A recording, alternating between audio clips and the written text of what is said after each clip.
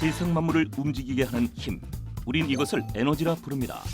특히 현대사회에선 전기 에너지가 가장 중요한데요. 에너지는 과연 어디서 오는 걸까요? 흔히 물이나 석유, 석탄, 원자력 등이 전력 생산의 주요 에너지원으로 손꼽힙니다. 하지만 어떤 에너지원은 기상이변과 자연재해를 일으키는 지구온난화의 원인이 되기도 하고 미세먼지를 발생시켜 호흡기 질환을 유발하는 등 시민들의 건강과 생명을 끊임없이 위협하기도 합니다. 지금은 에너지 전환의 시대. 최근엔 지구도 사람도 행복해지는 새로운 에너지원이 각광받고 있는데요. 에너지가 달라지면 우리의 미래가 달라집니다. 에너지, 미래를 바꾸다.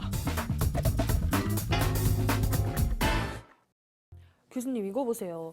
에너지와 관련된 얘기를 하다 보면 제일 많이 나오는 얘기가 바로 이거거든요. 여기 보시면 다 전기요금, 전기요금, 전기요금.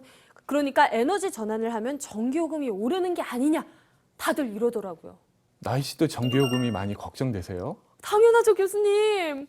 그러니까 저는 더위를 많이 타서 막 더울 때는 에어컨 엄청 틀고 또 추위도 많이 타서 추울 때는 또 막 히터 빵빵하게 틀고 이런데 이렇게 전기를 펑펑 쓴 달에 전기요금 고지서가 날아오면 저 너무 무서워요. 무슨 이렇게 에너지 전환을 하면 전기요금이 많이 오를 거라는 얘기가 있는데 그게 사실인가요? 일단 전기요금은 국민 생활과 가장 밀접한 문제죠. 네. 해마다 전기요금이 오른다, 동결된다 이런 뉴스를 들을 때마다 다들 가슴이 철렁하시죠? 맞습니다. 그럼 에너지 전환을 하면 전기요금에 어떤 영향을 미칠지 한번 살펴볼까요? 네. 에너지 전환이 되면 전기요금 폭탄을 맞게 된다? 이런 걱정 지금부터 해결해드리겠습니다. 먼저 2022년까지는 전력 공급 능력이 충분해 요금 인상이 거의 없을 것으로 전망됩니다. 2022년 이후엔 신재생 에너지의 발전 단가 하락, 철저한 전력 수요 관리, 첨단 ICT 기술 적용을 통한 에너지 효율 향상 등이 전기요금을 낮추는 요인이 될 것으로 분석됩니다. 또한 에너지 전환은 약 60년에 걸쳐 천천히 이루어지게 됩니다. 전력 수급에 차질이 없는 범위 내에서 추진될 예정이기 때문에 전기요금 인상 요인은 최소화될 것으로 보입니다. 쉽게 말해서 에너지 전환의 시대가 열려도 전기요금 오를 걱정은 하지 않아도 된다 이 말씀이신 거죠. 일단 한 푼도 오르지 않는다고는 할 수 없겠죠. 네. 하지만 우려할 만한 수준은 절대로 아닙니다. 정부에서 발표한 친환경 에너지 정책에 따르면 네. 2030년을 기준으로 발전원별 에너지원 비중을 살펴보면요.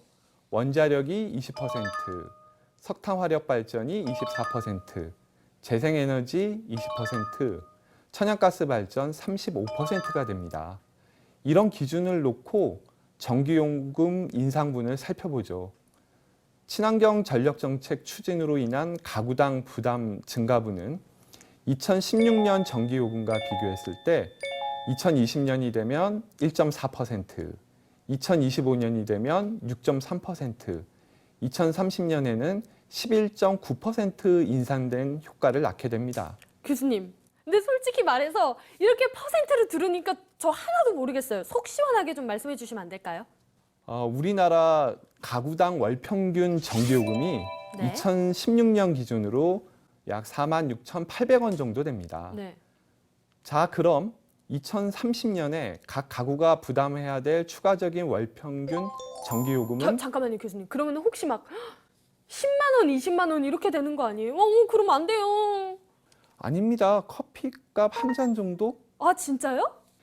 2020년 600원, 2025년 3,000원, 2030년엔 한 5,000원 내지 6,000원 정도를 추가 부담하게 될 것으로 추정이 됩니다. 2030년에 추가 부담해야 되는 비용이 5, 6천 원 정도면 진짜 커피 한 잔 값이네요. 네, 전기요금 폭탄, 전기요금 폭등 이런 말을 쓰긴 어렵겠죠. 그러게요.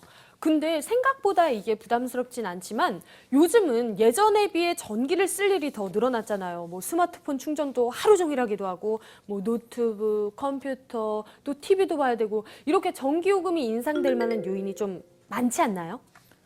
그렇습니다. 분명 전기요금 인상 요인도 있습니다.